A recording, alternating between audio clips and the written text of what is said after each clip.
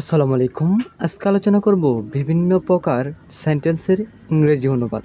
এখানে প্রথমে উল্লেখ করা আছে অ্যাসার্টিভ সেন্টেন্স, অর্থাৎ বিবৃতিমূলক বাক্য। এখানে বিবৃতিমূলক বাক্যের 3টি উদাহরণ দেওয়া আছে।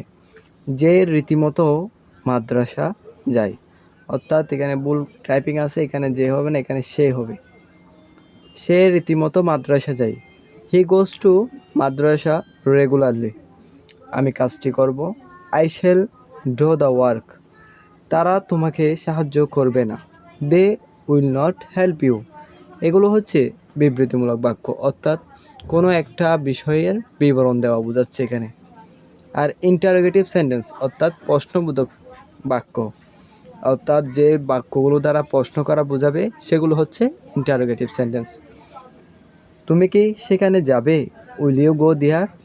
সে কি কাজটি করেছিল? Did he do the work? আপনি কাকে চিনেন? Whom do you want? এইরকম প্রশ্নবোধক যে কথাগুলো, যে বাক্যগুলো রয়েছে, এগুলো হচ্ছে ইন্টারোগেটিভ সেন্টেন্স। তাহলে এখন এর পরবর্তী আর কিছু টপিক আপনাদেরকে দেখে, সেটা হচ্ছে ইম্পারেটিভ সেন্টেন্স। ইম্পারেটিভ সেন্টেন্স যেগুলো বোঝায় আদেশ, উপদেশ, নিষেধ, এরকম যে বাক্যগুলো আছে তাদেরকে বলে ইম্পারেটিভ সেন্টেন্স।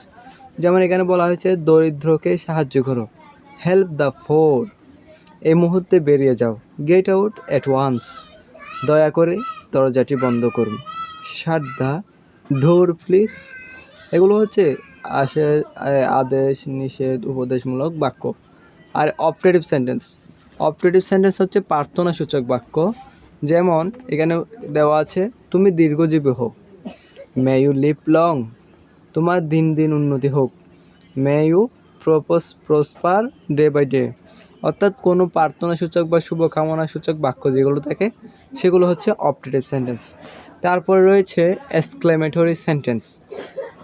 তুমি কি বোকা? What a great fool you are. কক্সবাজারের দৃশ্য কি মনোরম। How nice the scenery for কক্সবাজার্স। কি ভয়ঙ্কর সাপ। What a dangerous snake it's.